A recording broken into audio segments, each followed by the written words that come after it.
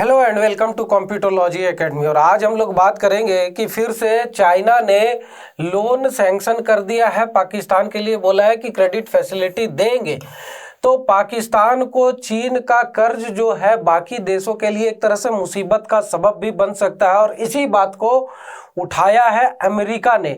तो अमेरिका के जो सेक्रेटरी जो एनालिस्ट हैं साउथ एशिया के, उन्होंने ये चीज़ें खुले तौर पर कही है कि चाइना एक्स्ट्रा लीवरेज चाह रहा है इस रीजन में या फिर और सारे रीजन में जहां पर भी दूसरे देशों को वो लोन देता है। दूसरे कंट्री तो लोन चुका नहीं पाते हैं क्योंकि चाइना किस तरह से लोन देता है ये दुनिया को पता है, और इसी चक्कर में एक के बाद एक लोन ले लेके चाइना के दलदल में इस तरह से घुस चुका है पाकिस्तान की, अब उसके लिए बचना मुश्किल है। तो यहाँ पर हुआ क्या कि पाकिस्तान अभी पूरी तरह से परेशान था कि भाई आईएमएफ से लोन मिल जाए। बहुत सारे टैक्सेस बढ़ा दिए, पेट्रोल के दाम बढ़ा दिए, बिजली के दाम बढ़ा दिए, आटा वाटा के दाम तो क्या पहुंचे हुए हैं दुनिया को पता है। अपने मंत्रियों के तनख्वाह 15% काट दी, लग्जरी गाड़ियां काट दी उनकी, अब नहीं मिल रही है। प्लेन में कह रहे हैं कि इकोनॉमी क्लास में चलो, बिजनेस में और ये सब में नहीं चलना, एग्जीक्यूटिव क्लास में। तो ये सारी परेशानियां बढ़ते जा रही थी। फिर भी क्या है कि पाकिस्तान के पास अभी ये परिस्थिति थी कि उसके पास $2.9 बिलियन का ही यहाँ पर फॉरेक्स रिजर्व बचा हुआ था, जो कि वो लोग खर्च भी नहीं करना चाह रहे हैं। कितने सारे इंपोर्टेड मटेरियल पड़े हुए हैं पोर्ट पर, पेमेंट करने का पैसा नहीं है डॉलर में। तो ये सारी परिस्थिति के कारण ऑलरेडी पाकिस्तान बहुत परेशान था, और आईएमएफ एक के बाद एक ऐसे उनको शर्त दे रहा है कि पाकिस्तान के लिए मानना मुश्किल हो जा रहा है, जनता मार डालेगी ऐसी हालत है।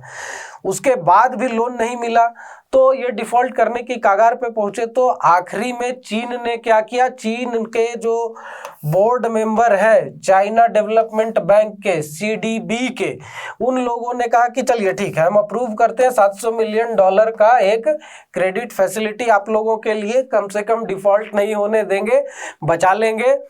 लेकिन ये एक मैटर ऑफ कंसर्न है बाकी की दुनिया के लिए। और क्यों है, यूएस असिस्टेंट जो है असिस्टेंट सेक्रेटरी साउथ और सेंट्रल एशिया के डोनाल्ड लू, ये भाई साहब हैं डोनाल्ड लू, इन्होंने ये चीज क्लियर कट कहा कि यहाँ पर ये जो लोन दे रही है चाइना, ये बाकी के देशों के लिए, और स्पेसिफिकली अगर बात करें तो पाकिस्तान, इंडिया और चाइना, तीनों के तीनों एक दूसरे के पड़ोसी हैं। तो यहाँ पर चाइना पाकिस्तान एक नेक्सस चलता रहता है इंडिया के खिलाफ, ये दुनिया को पता है, और चाइना के चंगुल में पूरी तरह से पाकिस्तान फंस चुका है। और यूएस का कहना ये है कि पाकिस्तान को बार बार लोन देके चाइना एक एक्स्ट्रा लीवरेज चाहता है, और अगर नहीं मिला तो कोएर्सिव लीवरेज भी वो ले सकता है अपने इमीडिएट नेबर में इंडिया के खिलाफ। कोएर्सिव लीवरेज का मतलब ये हो गया कि वो जबरदस्ती में लोन तले दबा के कोई भी बात मनवा सकता है। वो कहेगा कि या तो मेरा पैसा वापस करो, नहीं तो ये काम करो। जैसे होता है ना, बंधुआ मजदूरी टाइप की चीज हो जाएगी पाकिस्तान के लिए, और पाकिस्तान को वो इंडिया के खिलाफ इस्तेमाल कर सकता है। ऑलरेडी इंडिया और चाइना के बीच में इतने बॉर्डर डिस्प्यूट चल रहे हैं, अलग अलग जगहों पर झड़प होते रहती है, तवांग हो गया, गलवान हो गया, डोकलाम हो गया, ये सारी चीज़ें ऑलरेडी लगी हुई है। प्लस इंडिया को घेरने के लिए चाइना पहले से ही बहुत प्रयासरत है, चाहे वो श्रीलंका में हो गया, चाहे ग्वादर पोर्ट में ऑलरेडी है ही। लेकिन जैसे जैसे जो देश ज़्यादा कर्ज के बोझ तले चाइना के दबता जाएगा, उसको चाइना की बात, ज़्यादा बातें और कोर्सिव बातें माननी मजबूरी हो जाएगी, जबरदस्ती मनवाएगा चाइना। तो यही डर सता रहा है अमेरिका को, और यही चीज उन्होंने अभी इंडिया के साथ डिस्कस भी की।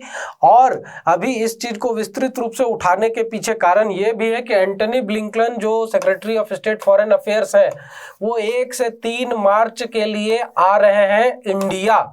और इंडिया आ रहे हैं, वो क्या करने आ रहे हैं, तो वो आ रहे हैं जो फॉरेन मिनिस्टर्स की मीटिंग है G20 की, उसको अटेंड करने। और यहाँ पर भी ये बात उठाई जाएगी कि चाइना अपना जो लोन वाला जो हेजीमोनी है, लोन के थ्रू किसी भी देश को दबाकर उसके बाद अपनी बातें मनवाने की जो इसके तरीके हैं, उसको कुछ ज़्यादा ही इस्तेमाल कर रहा। और इससे यहाँ पर देखें तो भारत को और भी देशों को यहाँ पर नुकसान होगा, क्योंकि जो फायदा चाइना चाइना उठाएगा किसी भी देश को कर्ज देने के बाद, कर्ज के बोझ तले दबाने के बाद, तो क्या क्या वो कर सकता है? एक तो है कि उसके क्षेत्र को वो यूज कर सकता है अपने जो भी मिलिट्री स्टेब्लिशमेंट है, नेवल बेस है, जैसे हम्बनटोटा में हो गया, ग्वादर में हो गया, चिटगोंग में डेवलप करने की बात चल रही थी, हुआ ना हुआ वो तो खैर बात की बात है, लेकिन प्रयास तो कर ही रहा था। सेचल्स में डेवलप कर रखा है, जिबूती में कर रखा है। अभी बात चल रही है कि 13 देशों में 13 अलग अलग ठिकानों पर वो अफ्रीका में डेवलप करने की कोशिश कर रहा है, वहां पर भी वही लोन वाला फंडा अपनाएगा। तो ये चीज, और अफ्रीका के कितने देश कितने बोझ तले चाइना के कर्ज के दबे हुए, ये हमने पहले वीडियो में डिस्कस भी किया है। तो ये सारी चीजें अगर देखें तो इससे क्या होगा कि वो किसी भी दूसरे के देश के क्षेत्र को, ठीक है, वो अपने फायदे के लिए, अपने आर्मी के लिए, अपने नेवी के लिए या किसी तीसरे देश के साथ जंग छेड़ने के लिए इस्तेमाल कर पाएगा। तो अपना तो कुछ नुकसान हुआ नहीं। तो वही चीज हो जाएगी यहाँ पर कि वो अपना कुछ नुकसान नहीं होगा, सिर्फ पैसे लगाकर वो मजे ले रहा है, और बर्बादी जो फैलेगी वो दूसरे के देश में फैलेगी, बदनामी दूसरे के देश की फैलेगी। प्लस यूएस का ये है कहना कि ये यहाँ पर पाकिस्तान को इस्तेमाल कर सकता है भारत के खिलाफ। पाकिस्तान तो वैसे भी इस्तेमाल ही होता है, ठीक है, एड और लोन वाली इकॉनमी है। अगर हम लोग बात करें तो अफगानिस्तान के खिलाफ या फिर जो मुजाहिदीन वगैरह फैलाए, उन्होंने टेररिस्ट एक्टिविटी फैलाई, टेररिज्म का फैक्ट्री बना, तो 1979 से लेके 1992 तक, जब तक यूएसएसआर का कोलैप्स नहीं हुआ तब तक, और उसके बाद फिर अगर देखें तो 9/11 के बाद से 2010-11 तक यूएस ने भी कायदे से इस्तेमाल किया। और यूएस ने जब खुद किया तो उसको पता है कि कैसे कैसे इस्तेमाल किया जा सकता है पाकिस्तान को, और चाइना क्या कर सकता है। तो यही चीज यहाँ पर है कि पाकिस्तान को इंडिया के खिलाफ चाइना इस्तेमाल कर सकता है, ये भी एक डर है। और अभी की अगर बात करें तो यूएस और इंडिया की रिलेशन काफी ठीक ठाक चल रहे हैं, बैलेंस्ड अप्रोच चल रहा है। रसिया और यूएस को बैलेंस करके इंडिया काफी अच्छे तरीके से डिप्लोमेसी मेंटेन किए हुए है। और इसीलिए अमेरिका को भी ये डर है, क्योंकि अमेरिका चाइना को उठते हुए देखना नहीं चाहता है, और उसको पता है कि उसको काउंटर करने के लिए अभी इस क्षेत्र में सबसे बढ़िया अगर कोई ऑप्शन है तो वो इंडिया है। तो इंडिया के हित की बात तो अभी हर हालत में करेगा, उनकी भी मजबूरी है। तो ये चीज हो रही है।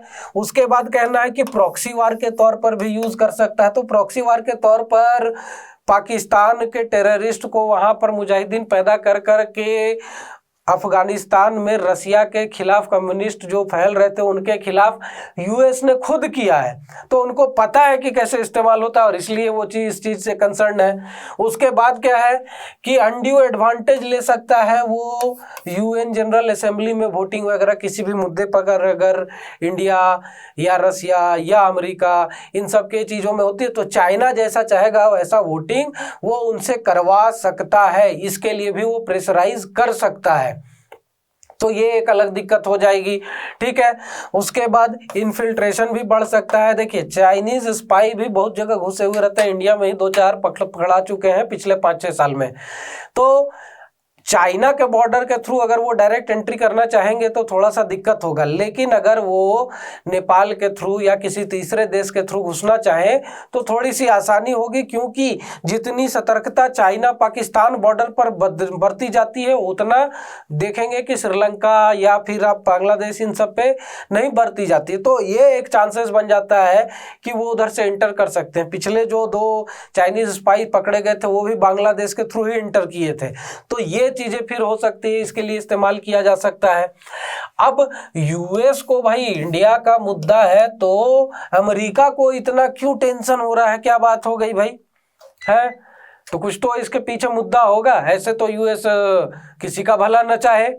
तो वही चीज है यहाँ पर कि देखिए सबसे पहली चीज क्या है कि पॉलिटिकल स्टेबिलिटी गड़बड़ हो सकती है साउथ एशिया रीजन में, और इसके लिए यूएस पूरा परेशान है, क्योंकि साउथ एशिया रीजन में अगर पॉलिटिकल स्टेबिलिटी गड़बड़ाएगी तो यहाँ से जो ट्रेड जाता है, जो ट्रेड रूट्स है, उसमें बहुत सारा स्टेक यूनाइटेड स्टेट्स का भी रहता है। प्लस क्या है कि ये एक बहुत बड़ा मार्केट है, प्लस प्रोडक्शन हब भी है। तो इसके कारण पूरे वर्ल्ड वाइड इकोनॉमी को दिक्कत हो सकती है और इसी से यूएस परेशान है, क्योंकि ऑलरेडी पूरी दुनिया कोरोना और 2008 के रिसेशन के बाद बहुत परेशान है। अमेरिका खुद भी परेशान है, तो वो ये कभी नहीं चाहेगा। उसके बाद क्या है कि इंडो पैसिफिक रीजन में देखेंगे तो धीरे धीरे चाइना का दबदबा बढ़ता जा रहा है। साउथ चाइना सी में कितने ही उन लोगों ने आर्टिफिशियल आइलैंड बना लिए। उसके बाद वहाँ पर देखते हैं कि उनकी नेवल जो शिप्स हैं उसकी डोमिनेंस बढ़ती जा रही है। चाइना की इस बढ़ती ताकत को अमेरिका देखना नहीं चाहता है, बोलता है कि पीस नहीं मेंटेन हो रहा है इंडो पैसिफिक रीजन में, पीस मेंटेन करना, शांति बनाए रखना, फ्री ट्रांजिट वगैरह का ऑप्शन ये सब क्लोज ना हो जाए। तो ये सारी चीज़ें देखते हुए अमेरिका कंसर्न्ड है। और एक तो बात हो गई कि वो चाइना का दबदबा बढ़ते हुए देखना नहीं चाहता, ये तो सबको पता है। उसके बाद यूएस इस चीज से भी कंसर्न है कि जो रसिया वार में इंगेज्ड है यूक्रेन में, उसके कारण रसिया जो है सो बहुत सारे देशों को, अपने मित्र देशों को वहाँ पर जो आर्म्स होते हैं, एम्यूनिशंस होते हैं, मिलिट्री इक्विपमेंट्स होते हैं, वो सारी चीज़ें सप्लाई कर नहीं पा रहा है, क्योंकि उसका सारा एफर्ट अपने वार एफर्ट्स में लगा हुआ है। तो इसके कारण यहाँ पर क्या होगा कि अगर कोई वैसा एडवर्स सिचुएशन आता है तो मिलिट्री इक्विपमेंट्स की आपूर्ति करने में रसिया सक्षम नहीं रह पाएगा। और ये इंडिया के लिए या और भी जो कंट्रीज हैं जिसके साथ चाइना का एडवर्स सिचुएशन चल रहा है और वो लोग अपनी मिलिट्री इक्विपमेंट्स रसिया से खरीदते थे, उनके लिए दिक्कत की बात हो सकती है। और इससे भी अमेरिका चिंतित है कि ऐसा कोई सिचुएशन पैदा ही ना हो। ठीक है, तो ये वैक्यूम जो क्रिएट हुआ है, इसमें मिलिट्री इक्विपमेंट का डिमांड जो अगर फ्रेंडली नेशन में होंगे तो वहां पर अमेरिका ये चाह रहा है कि डिमांड गड़बड़ाए नहीं और सबसे पहले तो ये सिचुएशन ही नहीं आए, क्योंकि रसिया भी इस पोजीशन में है नहीं। और रातों रात किसी भी देश की पूरी मिलिट्री इक्विपमेंट और पूरा आर्मरी को ओवरहॉल नहीं किया जा सकता है एक झटके में कि नहीं रसिया वाला नहीं फिट बैठ रहा है अब अमेरिका वाला ले आओ। 2-4 पैसे की तो बात है नहीं, वो धीरे धीरे करके पूरा जखीरा वहां पर तैयार किया जाता है। तो ये भी एक दिक्कत की बात है।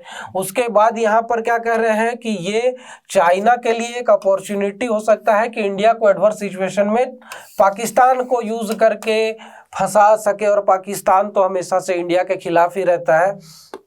थोड़ा सा लोन मिल जाएगा, थोड़ा सा चाइना उसको बत्ती दे देगा, बस चाइना का काम खत्म, चाइना साइड में बैठ के मजे लेगा, इंडिया पाकिस्तान भिड़ जाएंगे। तो ये चीजें नहीं हो, इसके लिए भी अमेरिका प्रयासरत है।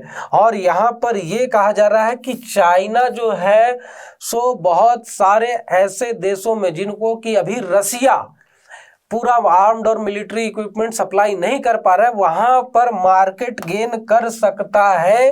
क्योंकि जो भी ऐसे देश हैं जिसका कि चाइना और रसिया दोनों के साथ अच्छे रिलेशंस हैं, वहां पर क्या होगा कि देखिए चाइना ने भी पहले से बहुत सारे मिलिट्री इक्विपमेंट रसिया के ही यूज किए हैं और धीरे धीरे अपनी डेवलप की है। तो वहां पर एज अ सब्स्टिट्यूट रसिया के इक्विपमेंट को चाइना सप्लाई करके बहुत हद तक पूरा कर सकता है। और इसी के कारण यहाँ पर अमेरिका को ये भी डर है कि अब एक नया लीडर मिलिट्री इक्विपमेंट सप्लाई में चाइना न तैयार हो जाए। तो इसके लिए भी वो लोग कंसर्न है कि जो रसिया के कारण वैक्यूम क्रिएट हुआ, भाई एक था दूसरा नहीं चाहिए वाला हिसाब है, तो वैक्यूम क्रिएट हुआ उसका फायदा चाइना न उठा सके। और इसीलिए यहाँ पर ये चीज कंसर्न कर रही है कि भाई लोन दे दे के ये चाइना सबको फंसाए जा रहा है, तो भैया आप ही दे दो। आईएमएफ में ज्यादा इतना उंगली काय कर रहे थे। ठीक है, तो ये सारी चीजें हैं और इसमें अगर आगे कोई डेवलपमेंट होता है तो उस चीज पे हम लोग डिस्कस करेंगे। और आप लोगों को मैं यहाँ पर एक क्वेश्चन के साथ छोड़े जा रहा हूँ। Nowadays loan has become an important weapon of China to increase its dominance worldwide and specifically in the neighbourhood of India analyse. तो ये क्वेश्चन है, इस पे आप लोगों के जो भी विचार हैं, जो भी आप लोग डिस्कस करना चाहते हैं, उसे आप कमेंट सेक्शन में लिखें। यथासंभव हम लोग उसे आगे डिस्कस करेंगे, आगे के वीडियोस में इंक्लूड करेंगे। तो यहाँ पर हमारी वीडियो डिस्कशन होती है खत्म। यहाँ तक वीडियो देखने के लिए धन्यवाद। और अगर आपने यहाँ तक वीडियो देख लिया तो हमारे चैनल को सब्सक्राइब करें, बेल आइकन भी दबा दें। वीडियो अच्छी लगी हो तो अपने साथियों के साथ शेयर भी करें और हमें हमारे फेसबुक और इंस्टाग्राम हैंडल पर फॉलो करें। हमारे वेबसाइट पर बहुत सारे कोर्सेज चल रहे हैं, फ्री कोर्सेज हैं, पेड कोर्सेज हैं। यूपीएससी की 2023 के प्रीलिम्स एग्जामिनेशन के लिए एनसीईआरटी की फ्री कोर्सेज चल रही है। उसके बाद 2024 के लिए जो प्रीलिम्स की है 28 टेस्ट की नई टेस्ट सीरीज भी लॉन्च हुई है। फ्री में करंट अफेयर्स के मटेरियल्स और बहुत सारी चीज़ें, एनालिसिस वगैरह अवेलेबल है। दोनों हमारे वेबसाइट और ऐप दोनों जगह पर अवेलेबल है। हमारी ऐप आप गूगल प्ले स्टोर से डाउनलोड कर सकते हैं। तो यहाँ पर हमारी डिस्कशन होती है ख़त्म। Thank you very much and have a nice day.